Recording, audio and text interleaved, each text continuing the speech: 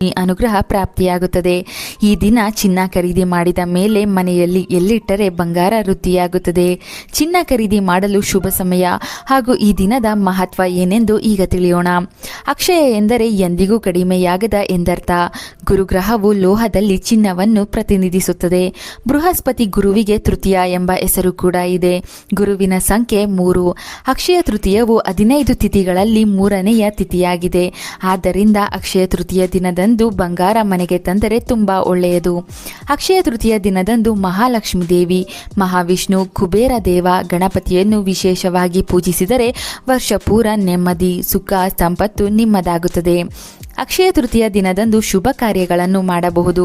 ಹೊಸ ಮನೆಗೆ ಗೃಹ ಪ್ರವೇಶ ಮಾಡುವುದು ಅಥವಾ ಒಂದು ಮನೆಯಿಂದ ಮತ್ತೊಂದು ಮನೆಗೆ ಹೋಗಿ ಹಾಲು ಉಕ್ಕಿಸಿ ವಾಸ ಆರಂಭಿಸುವುದು, ಹೊಸ ಆಫೀಸ್ ಕಟ್ಟಡಗಳ ಉದ್ಘಾಟನೆ, ಹೊಸ ವಾಹನ ಖರೀದಿ ಮಾಡುವುದು, ಭೂಮಿ, ಮನೆ ಕೊಳ್ಳುವುದು ಅತ್ಯಂತ ಶುಭಕರ.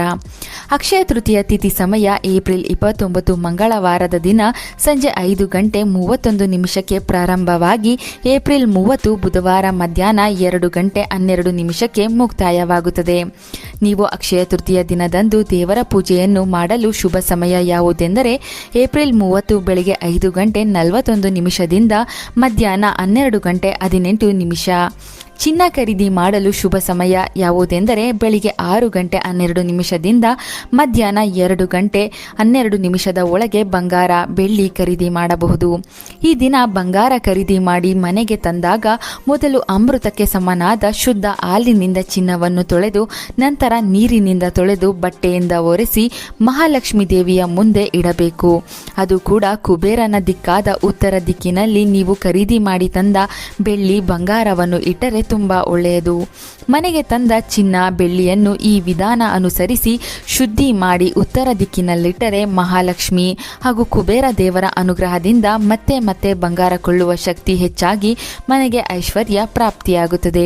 ಬಂಗಾರ ಖರೀದಿ ಮಾಡಲೇಬೇಕು ಈ ದಿನ ಎಂದು ಯಾವುದೇ ಕಾರಣಕ್ಕೂ ಸಾಲ ಮಾಡಬಾರದು. ಸಾಲ ಮಾಡಿ ಮನೆಗೆ ಚಿನ್ನವನ್ನು ಅಕ್ಷಯ ತೃತೀಯ ದಿನ ತರುವುದು ಶುಭವಲ್ಲ.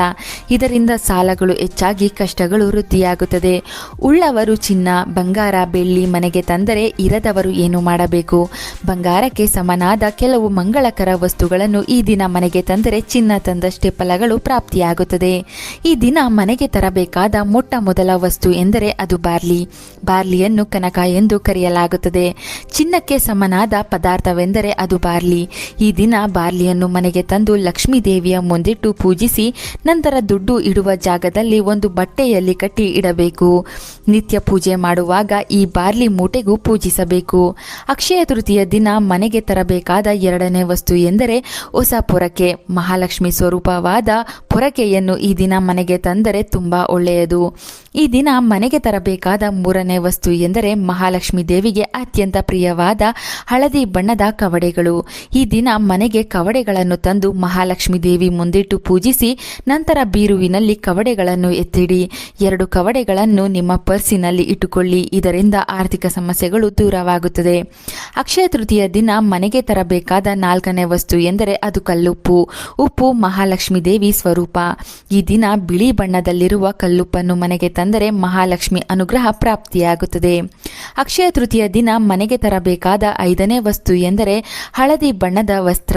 ಈ ದಿನದಂದು ಚಿಕ್ಕ ಚೌಕಾಕಾರದ ಒಂದು ಹಳದಿ ಬಣ್ಣದ ವಸ್ತ್ರವನ್ನು ತಂದು ದೇವರ ಕೋಣೆಯಲ್ಲಿ ಇಡಬೇಕು.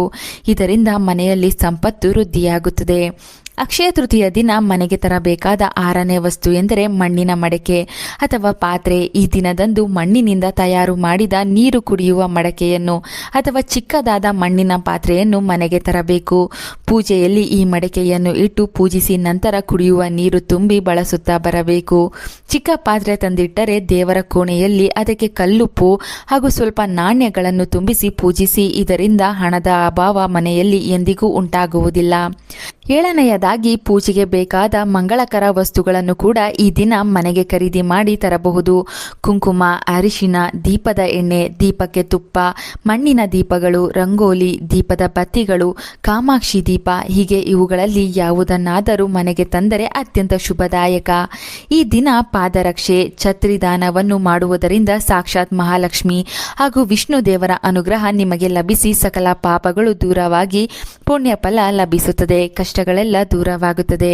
ಅಕ್ಷಯ ತೃತೀಯ ದಿನದಂದೇ 4 ಯುಗಗಳಲ್ಲಿ ಎರಡನೆಯದಾದ ತ್ರೇತಾಯುಗ ಪ್ರಾರಂಭವಾಯಿತು. ಭಗವಂತ ವಿಷ್ಣುವಿನ 6ನೇ ಅವತಾರವಾದ ಪರಶುರಾಮ ಜನಿಸಿದನು. ಮಹಾಭಾರತ ಬರೆದ ಮಹರ್ಷಿ ವೇದವ್ಯಾಸರು ಈ ದಿನದಂದು ಗಣೇಶನಿಗೆ ಮಹಾಕಾವ್ಯವನ್ನು ಹೇಳಲು ಪ್ರಾರಂಭಿಸಿದರು.